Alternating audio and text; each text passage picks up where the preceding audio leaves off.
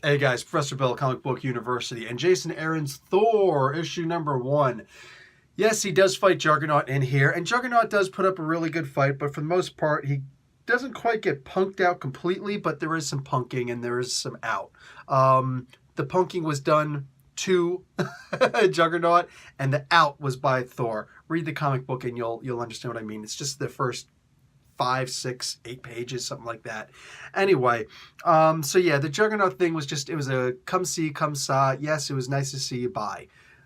I'm so done with the Juggernaut. Literally walks up, I'm the most powerful I've ever been, and now here on Sidorak's temple home grounds, I'm the ultimate Juggernaut. And then this thing happens. It was cute.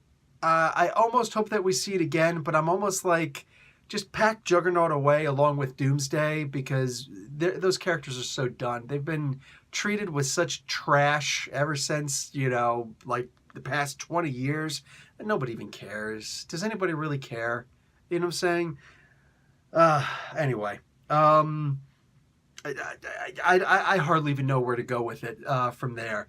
The rest of the comic book was actually really good, but thinking back, and I was able to forget about the scene with the Juggernaut, but again, with me, it's like, did you really just punk out the Juggernaut like that again? And I know people who actually read it are going to say, no, but this happened and this happened. Yeah, brother, I read the same comic book you did. I'm looking at the end result of the fight, okay? It's not about the build-up and, oh, our hero's in peril. It's how the hero gets out of the peril that actually matters. It's like having a long conversation complimenting somebody and then saying, but, yeah, here in Canada, I've learned. People say ignore everything that happened before the but. Literally, immediately forget about it. And that's how it felt here.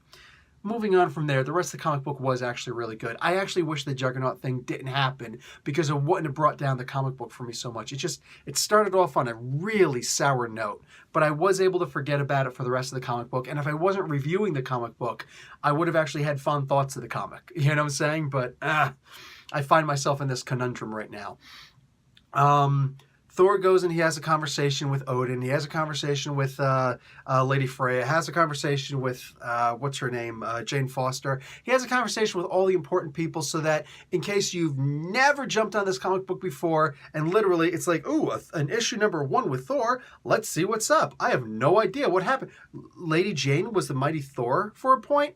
Yeah, this is a really good comic book to jump on because if you don't know anything about Thor, not anything, but if you don't know much about Thor and you haven't been reading the latest series, then, the latest run, then you'll be fine to jump on this and you'll have more than enough. And there'll even be some tantalizing moments that'll make you say, I should probably go back and read some of that Thor run because it's kind of interesting. So really, really great way. Like Jason Aaron is a first-class writer, all right? Really good way to get that across.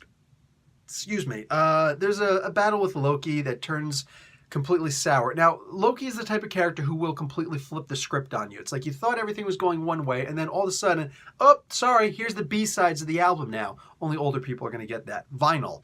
Anyway, which that is what Loki does. The problem is when that happens in a comic book.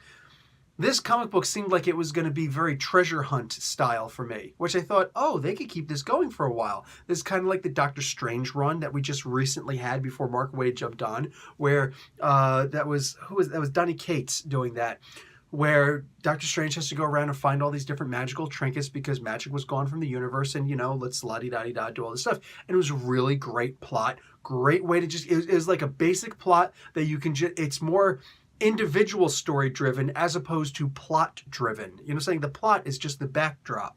It's what happens during the plot that actually matters. That's cool. That's a good way to do things. And I thought that's a really great way to do things here. And while we think we're going to get a treasure hunting sort of expedition here with, by the way, amazing art by oh, for crying out loud, how am I forgetting this dude's name? Del Mundo. What do you call it? Absolutely amazing art. More specifically, everything gets completely flipped in the last few pages. Loki shows up and all of a sudden, it's not a treasure hunting comic book anymore.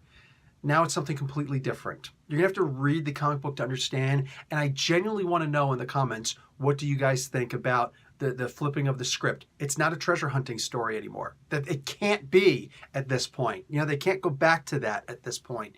So what do you think about the sudden script, you know, plot twist, basically, in a first issue of all things?